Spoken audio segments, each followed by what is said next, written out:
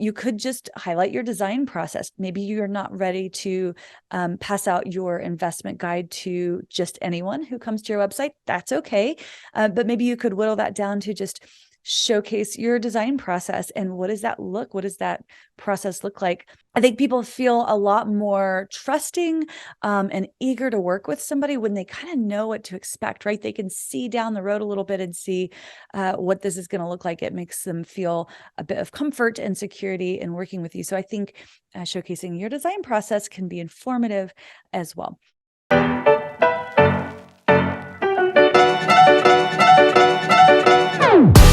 Welcome to the Designer's Oasis podcast. I'm your host, Kate Bendewald, interior designer, mama, and CEO of a thriving interior design business built on authentic word-of-mouth referrals. It wasn't that long ago that I stepped away from my corporate architecture job to build my own dream, one that would allow me more time with the people that I love, the ability to serve my clients at the highest level, and to make a great living. It wasn't always easy, and I've made my share of mistakes along the way. Fast forward to today, and I've learned a thing or two. This podcast is for you, the inspired, creative, ambitious, and let's admit it, occasionally overwhelmed interior designer who shares this dream of transforming lives by transforming homes. Join me and my guest each week as we walk through practical ways to build an interior design business you love and helps you transform your clients' lives. You can do this. Thank you for letting me spend part of this day with you. Let's get to it.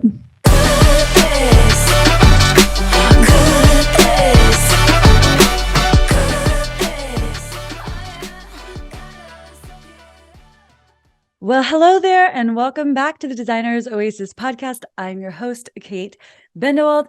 Today, we're talking all about lead magnets, and I am really kind of excited for this topic. We have had a lot of questions lately about, do I need a lead magnet? What is a lead magnet? How does it work? What do I do with these emails once I have them? What ideas can you give me for lead magnets? So we're going to kind of talk a little bit about all of it. So let's get started with the basics. What the heck is a lead magnet? A lead magnet is some kind of a free resource that you provide someone who visits your website in exchange for their email address. And you get their permission to follow up with them by email. And so the next obvious question is, okay, great. I have their email. What's next? What can I do with this email address? And how can I use this to as a business development tool? So there are a couple of ways you can use these email addresses. Bloggers and podcasters and content creators, those folks are typically creating regular weekly content that goes out every single week. That's what I do with the podcast, right? But maybe as an interior designer, that doesn't make sense, right? That level of content creation isn't right for your business. Maybe that just isn't something that you would have time to do and to create. Those things take a lot of work and effort. So there are a couple of ways that you could utilize these emails without having to become a content creator in addition to an interior designer. So here, I'm going to give you two simple ways. You can choose to use both of these or one of them. You may have some other ideas for how you might be able to use this email address to communicate with these prospective clients. And the whole idea is that if they're a right fit, they're going to eventually reach out to you and ask to take that next step with you, which would likely be to book a discovery call or a consultation. So the first method is to do, once you get their email address, you've sent them this tool, right? This tool that you've created, and we're going to get into some examples for that here in a minute. But then you could send them a follow-up email series, 3 to 5 emails. And typically what you want to do is you want to take whatever this resource is that you created, and you want to expand on it.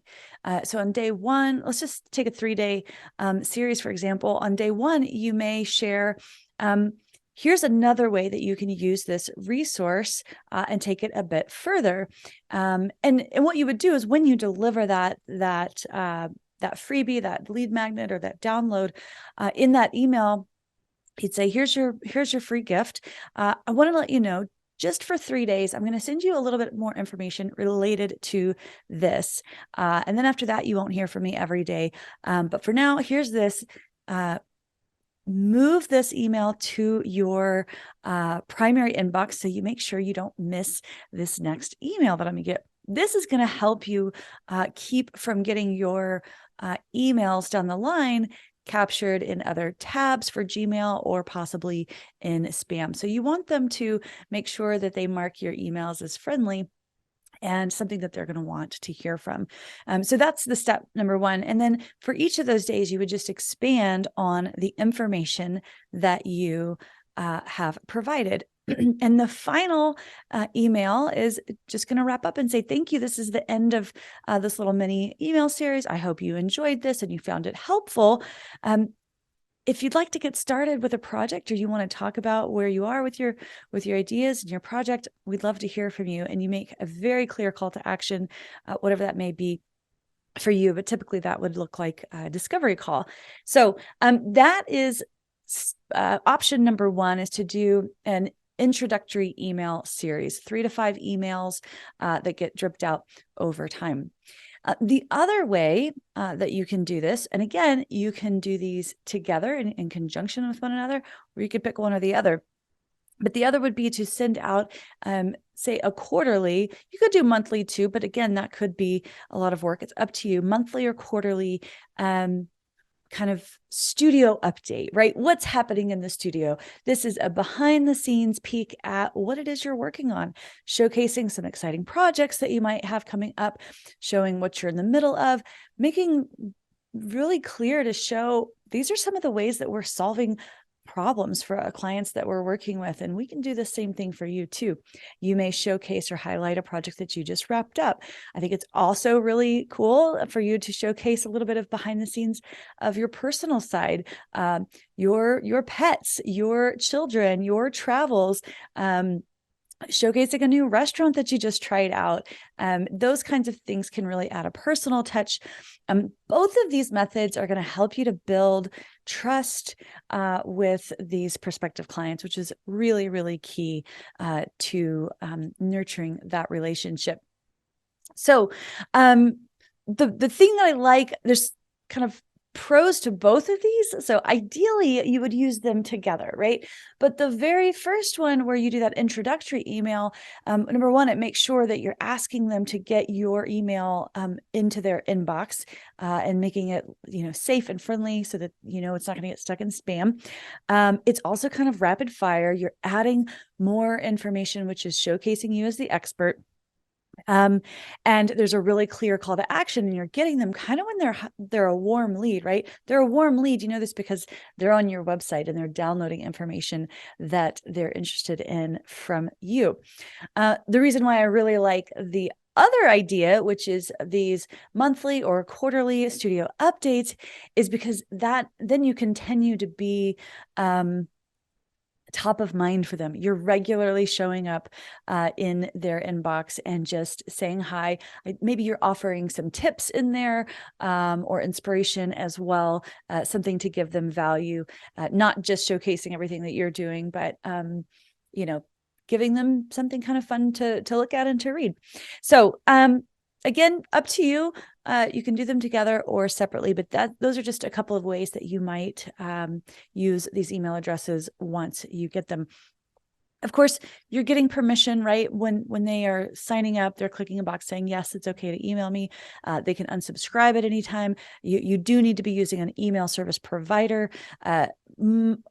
MailChimp, Squarespace. I know Squarespace and WordPress. I don't know about WordPress, actually. I do know that Squarespace now has the ability to create an email list within their platform.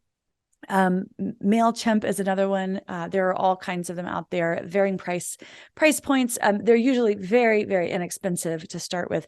But the email service provider is going to keep a list of your your email list, but it's also going to make sure that people have the ability to unsubscribe, which is a requirement. So you just want to make sure that you're doing it right. You're not sending this out from your regular Gmail.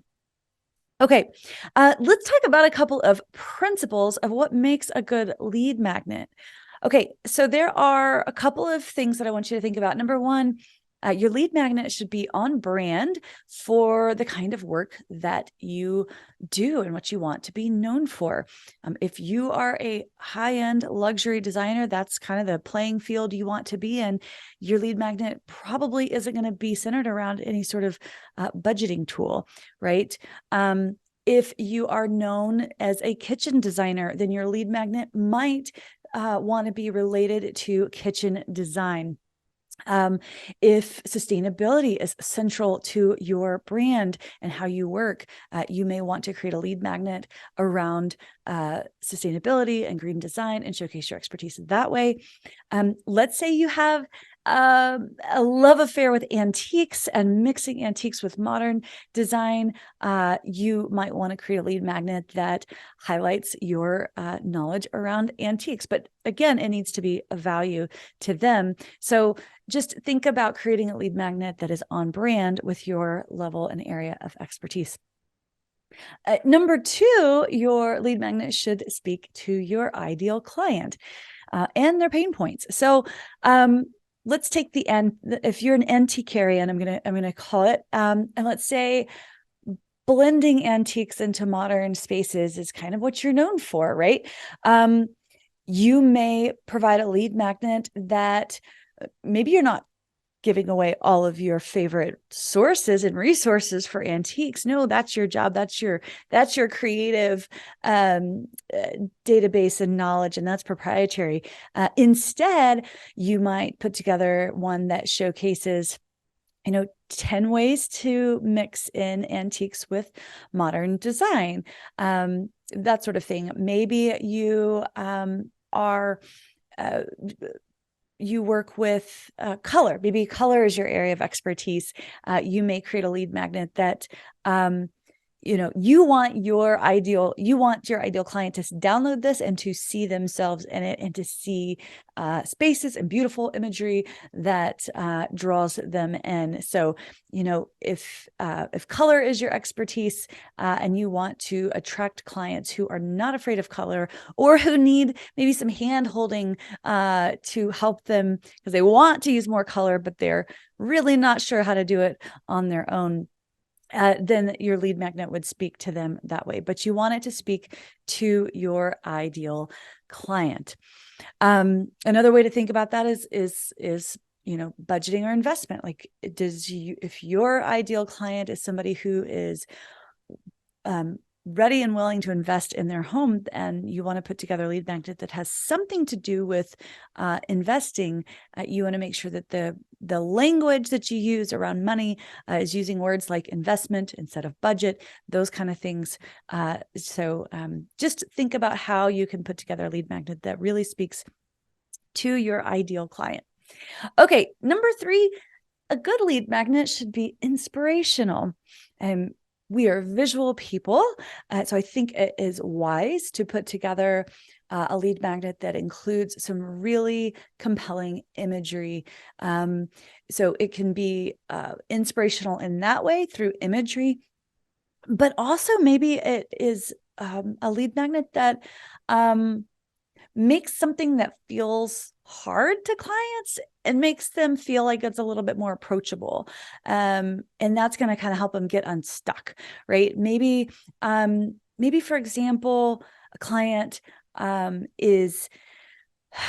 they've been on Pinterest for years and they've just got stuff all over the place. Maybe you give them information that teaches them how to do something or inspires them to take one little small step, right? Maybe that's create a new Pinterest board and only put in the stuff that is meaningful and relevant for you right now, today, like your style, what you want to go for, and just really clearly edit it into one kind of new pen board, ideally something that they can share with you down the line, right? So that's inspirational in the sense that it's asking them to take some action.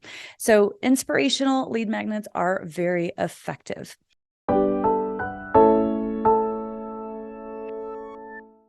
Hey, designer, are you tired of wasting precious time with prospective clients who are not a right fit? Do you experience imposter syndrome because you know the back end of your business is kind of a hot mess? Perhaps you're experiencing growing pains and you don't have the tools, resources, or team to support you. I get it. I've been there. As an ambitious interior design business owner myself, I know the roller coaster ride this can be. Over the years, I've learned a thing or two about running a profitable word of mouth design business, and I want to help you find success too.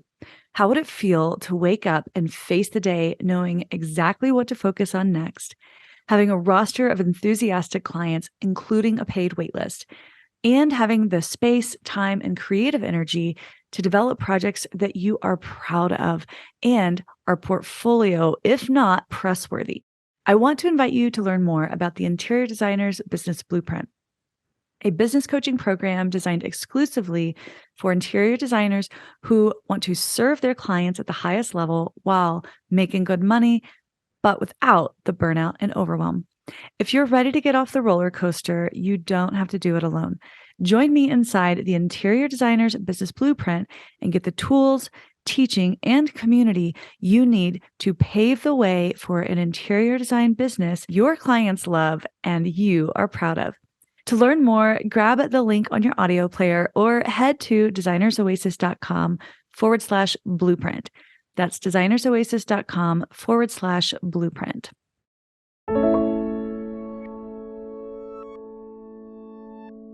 Number 4, principle of a good lead magnet is it should demonstrate your expertise. This is not the time to get shy. This is not the time to sit in your little corner and not showcase your work and your expertise. Even if you have a small portfolio, you're just getting started, put in your absolute best imagery and use tips and advice to showcase your expertise. So thinking about your lead magnet, making sure that it's on brand, that it's speaking to your ideal client and it's inspirational. You also want to make sure that it is showcasing your expertise in one way or another. Let's say that you're a kitchen designer and you put together a lead magnet that showcases 25 creative, organizational methods for a kitchen, right? So this is going to showcase, like, really, it's going to inspire them to see all the different ways that they can have a highly functional and beautiful kitchen. And it's also going to show that you are aware of all the solutions and tools out there and that you can be the one that helps them put together the right solutions that are unique and specific for them, your clients. So demonstrating your expertise, that's just one example. And then the last principle, I'm sure there's more, but these are just the ones that I am thinking about today, at the top of mind today, is your lead magnet should include a call to action, a really clear, simple call to action.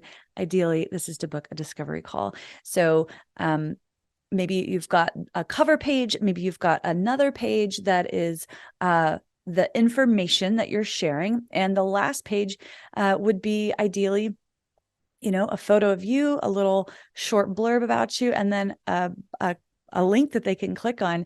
These always, I would say almost always, need to be a PDF that you create. Canva is probably the simplest way to do this. And then turn that into a PDF. And then that very last page should have the opportunity where they can, click here to book a complimentary discovery call to talk about your project. So just to recap, number 1, they should be on brand. Number 2, they should speak to your ideal client. Number 3, they should be inspirational. Number 4, you want to demonstrate your expertise.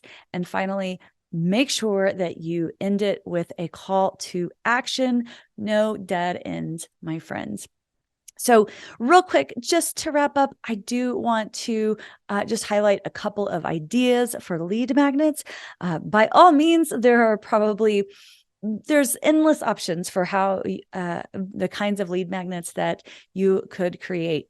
I would say to start, it's best just to have one simple, straightforward lead magnet. I don't think it's effective or that you need to necessarily have a whole bunch of lead magnets in this scenario. So take the time to figure out what might be the best one for you. And if over time you find that maybe it's not performing as well, then you could consider changing it up. But for now, just start with one, figure out what's going to make the most sense, and test and refine as necessary. But here are a couple of ideas. One, you could do a quiz.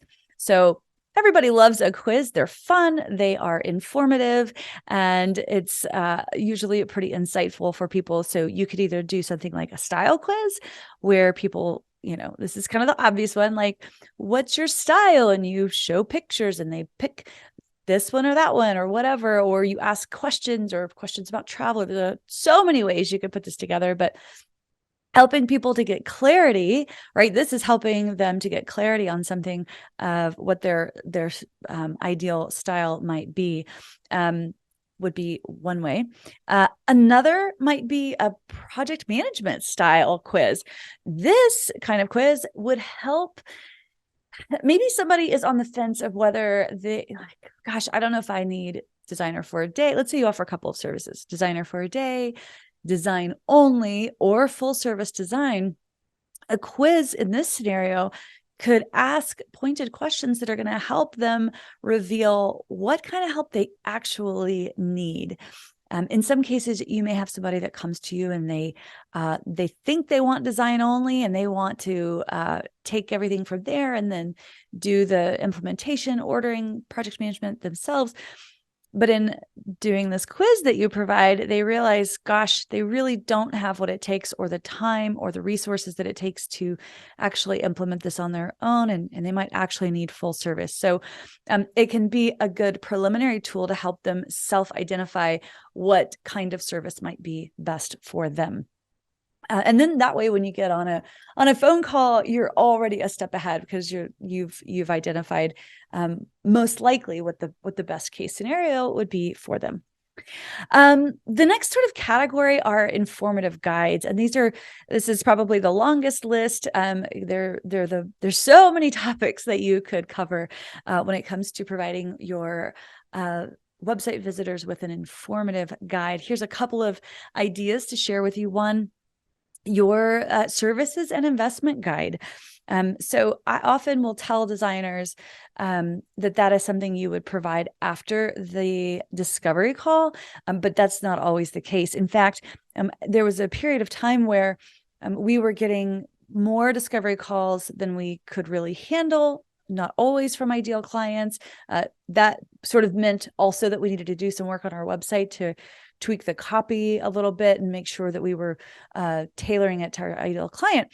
But also we were just so busy. And so the services and investment guide, which reveals kind of the ballpark of where you might be when it comes to spending money on services only. I'm not talking about projects themselves, but just services investment guide. So what we did is we switched it up a little bit, where we didn't provide that services and investment guide after the discovery call. We made that a lead magnet. And that way, anybody that wanted it could access our services and investment guide and understand a little bit more about our process and how we work and how we charge. Just initial sort of like ranges, right? We're just talking about price ranges. Your proposals are generally customized for each project. But then somebody could read that and decide for themselves, yeah, this is exactly what I was thinking, what I was hoping for.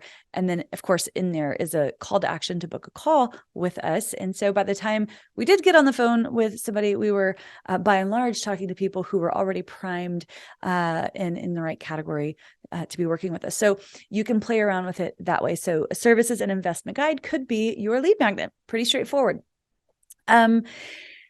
Some other ideas, the ultimate guide to working with your interior designer or an interior designer or us, things to know about working with an interior designer. So I think this can be really informative. You can provide lots of examples of how you work and why it's better, and No, you don't pass on your discounts, those kind of things, but doing it in a really kind of fun and inspirational and educational way. Another one, you could just highlight your design process. Maybe you're not ready to pass out your investment guide to just anyone who comes to your website. That's okay. But maybe you could whittle that down to just showcase your design process. And what does that process look like? I think people feel a lot more trusting and eager to work with somebody when they kind of know what to expect, right? They can see down the road a little bit and see what this is going to look like. It makes them feel a bit of comfort and security in working with you. So I think showcasing your design process can be informative as well. Thinking back to your area of expertise, here are some additional ideas. Maybe you are known for working with families with kids and or pets. So maybe you provide an informative guide around the essentials of creating a kid-friendly home or a pet-friendly home or an allergy-free home. Or if you are known for your area of expertise around sustainability, you could say principles of eco-friendly design. Maybe you're known for helping people design their forever home. It's a home that they want to age in gracefully, and they don't want to, rebuild this custom home again in 15, 20 years as they get older. So your area of expertise is aging in place, right? So you could then create a lead magnet all around design principles for aging in place. So just a couple of ideas for informative guides to get you started. Don't forget, checklists are super popular and fun for people to download. Maybe this is a project planner checklist. Maybe you want to give them some sort of a checklist to help them think through what all it is that they want to do on a project, and have them start thinking about flooring, lighting, ceilings, walls. Like, what are all of those envelopes, surfaces going to be? Are we keeping floors? Are we resurfacing? Are we putting in new? What the case may be, and giving them a little checklist to get started, just to think about these things, so that by the time they get on the phone and they talk to you, they've already helped write out the scope of work. So some sort of a project planner checklist could be one way. Another one, which is a lot of fun, are roundups. So maybe it's your favorite paint colors, 10 ways to mix antiques into a modern home, 10 things you'll never find in a high-end home. These are, again, just some examples. Maybe in that one, you mentioned things like knockdown texture or mass-produced art or faux wood flooring. Again, that would need to be specifically on brand for your clientele. So you really need to understand who your ideal client is, who you're talking to. Again, just to recap, a lead magnet is designed to help you cultivate a relationship with your prospective client and give them a call to action. It also is going to get their permission to email them from time to time, and then you can deliver high quality, inspirational, and informational, informative content to them on a regularly scheduled basis. I would love to know, share with us your lead magnet. Let us know what you've come up with, and how you might utilize this in your business. Have fun creating it too. I think it can be a lot of fun to put this together. All right, that's all I have for today. I will see you guys next time. Bye for now. Thank you so much for letting me spend part of this day with you. If you're loving this podcast, please share it with a friend who you think might also love it. Or perhaps you can take just 30 seconds to open your podcast app and leave us a 5-star rating. And if you have just an extra minute, go ahead and leave a review. This helps me so much, and it helps other designers like you to find the podcast. It also adds fuel to my motivation to keep making great episodes just for you. However you choose to help, please know I appreciate you so very much. Thank you, my friend. Have a wonderful rest of your day, and I'll see you next time.